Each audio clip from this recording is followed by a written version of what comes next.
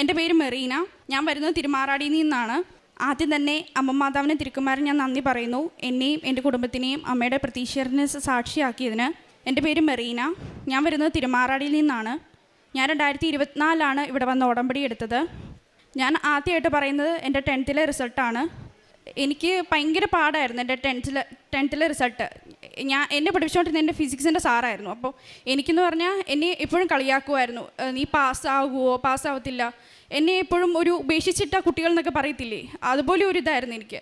എന്നെ എപ്പോഴും PT മീറ്റിങ്ങിന് വരുമ്പോൾ എന്നെ കളിയാക്കുമായിരുന്നു, നീ പാസ്സാവുമോ.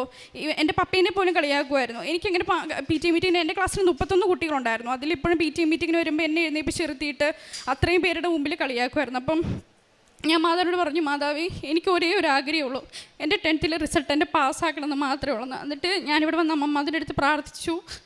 എനിക്ക് എൻ്റെ റിസൾട്ട് വന്നപ്പോൾ എൻ്റെ ഫിസിക്സിന് എനിക്ക് A+ വന്ന് അമ്മ മാതാവിനെ തിരുക്കുമാരനും എന്നെ നല്ല മാർക്കോടുകൂടി എൻ്റെ 10th എക്സാം പാസ്സാക്കി എന്നെ തൊട്ടടുത്തുള്ള സ്കൂളിൽ എനിക്ക് അമ്മ മാതാവ് തിരുക്കുമാരൻ തന്നു. അതുപോലെ തന്നെയായിരുന്നു എനിക്ക് +1 ഭയങ്കര പാടായിരുന്നു എല്ലാ സബ്ജക്റ്റും.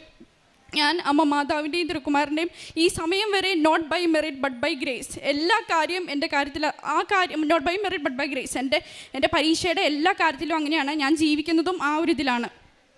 അതുപോലെ എൻ്റെ +1 റിസൾട്ട് ഞാൻ അമ്മ മാതാവിൻ്റെ കാശുരൂപവും എണ്ണയും തിരിയും എല്ലാ പരീക്ഷയ്ക്ക് പോകുമ്പോഴും ഞാൻ സങ്കീർത്തനം 91 കർത്താവിൻ്റെ സംരക്ഷണം എപ്പോഴും സ്കൂളിൽ പോകുമ്പോൾ ഞാൻ അതായിരുന്നു വായിച്ചിട്ട് പോകുള്ളൂ.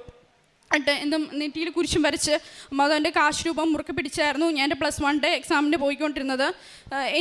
അമ്മമാതാവ് എനിക്കൊരാഗ്രഹമില്ല, എന്നെ പരീക്ഷയ്ക്ക് പാസ്സാക്കിയാൽ മാത്രം മതി എന്ന് പറഞ്ഞു. അതുപോലെ തന്നെ എൻ്റെ അമ്മമാതാവ് നല്ല മാർക്കോടുകൂടി എൻ്റെ +1 എക്സാം പാസ്സാക്കി.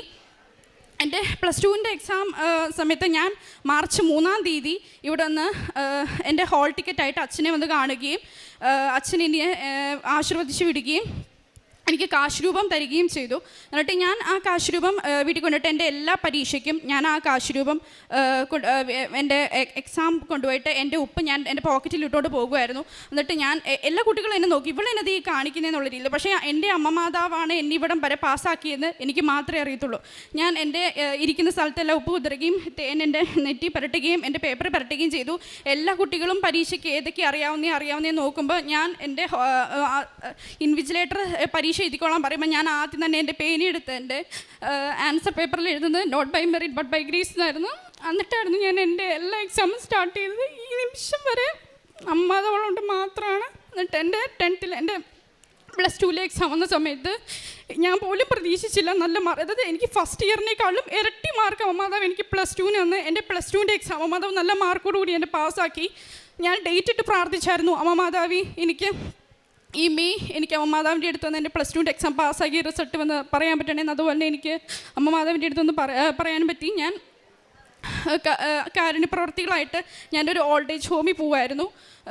ഓൾഡ് ഏജ് ഹോമിൽ പോയിട്ട് അവരെ സൂക്ഷിക്കുമായിരുന്നു. എനിക്ക് പറ്റുന്ന സഹായം ഞാൻ ചെയ്യുമായിരുന്നു. ഞാൻ എന്നെക്കൊണ്ട് പറ്റുന്ന രീതിയിൽ അവർക്ക് പൈസ കൊടുക്കുമായിരുന്നു, എല്ലാ കാര്യവും ചെയ്യുമായിരുന്നു. ഞാൻ ആത്മീയമായിട്ട് ഞാൻ കുർബാന കാണുമായിരുന്നു, കുമ്പസാരിക്കുമായിരുന്നു. പിന്നെ പ്രേക്ഷിത പ്രവർത്തനം ഞാൻ ഇവിടുന്ന് വരുന്ന പത്രം ഞാൻ പ്രാർത്ഥിച്ച് എനിക്ക് മാതാവ് ഈശോയും തന്ന അനുഗ്രഹം മറ്റുള്ളവർക്ക് പറഞ്ഞായിരുന്നു ഞാൻ കൊടുത്തുകൊണ്ടിരുന്നത്. അവസാനമായിട്ട് എന്നെയും എൻ്റെ കുടുംബത്തിനെയും മാതാവിൻ്റെ പ്രതീക്ഷത്തിന് സാക്ഷിയാക്കിയതിന് ഞാൻ 1000 നന്ദി പറഞ്ഞുകൊണ്ട് ഞാൻ നിർത്തുന്നു.